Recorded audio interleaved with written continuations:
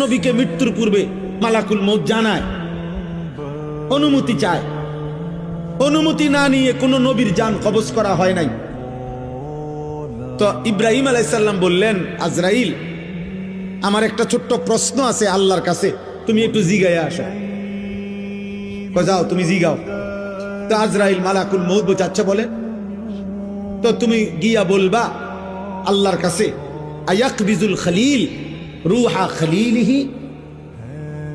আল্লাহকে জিজ্ঞাসা করবা গিয়া যে ইব্রাহিম জানতে চাইছে কোন বন্ধু কি বন্ধুর জান কবজ করে? বন্ধু বুঝি বন্ধুরে মাইরে এলা? আমি না আপনার বন্ধু? ইব্রাহিম আলাইহিস সালাম কার বন্ধু? কথা বলে না, আল্লাহর বন্ধু কিনা?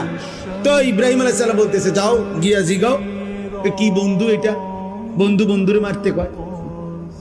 বন্ধু বুঝি বন্ধুর জান কবজ করে? সুবহানাল্লাহ। আল্লাহ তাআলা তখন বললেন, জিব্রাইল, আরে আজরাইল, মালাকুল মউত, তাহলে এক কাজ করো, তোমারে আমি আরেকটা প্রশ্ন করতেছি ইব্রাহিমকে বলার জন্য, তুমি হেইটা গিয়া কও, যাও, আবার যাও।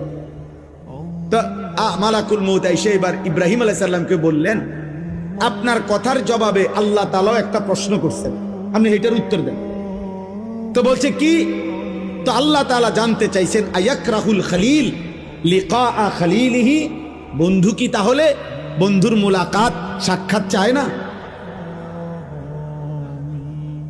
বন্ধু কি বন্ধুর সাক্ষাৎ পছন্দ করে না? তাইলে ইব্রাহিম আলাইহিস সালাম বুঝছে, হায় হায়, এ তো মারা না, এ তো বন্ধুর মুলাকাত, এ তো মৃত্যু না রে, এ তো আমার সেই মালিকের মুলাকাত, পুরাটা জীবন আমি যার জন্য পরীক্ষা দিছি। প্রত্যেক নবীকে মৃত্যুর পূর্বে মালাকুল মউত জানায়, অনুমতি চায়।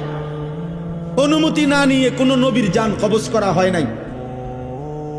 তো ইব্রাহিম আলাইহিস সালাম বললেন, আজরাইল, আমার একটা ছোট্ট প্রশ্ন আছে আল্লাহর কাছে, তুমি একটু জিগাইয়া আসো। যাও, তুমি জিগাও।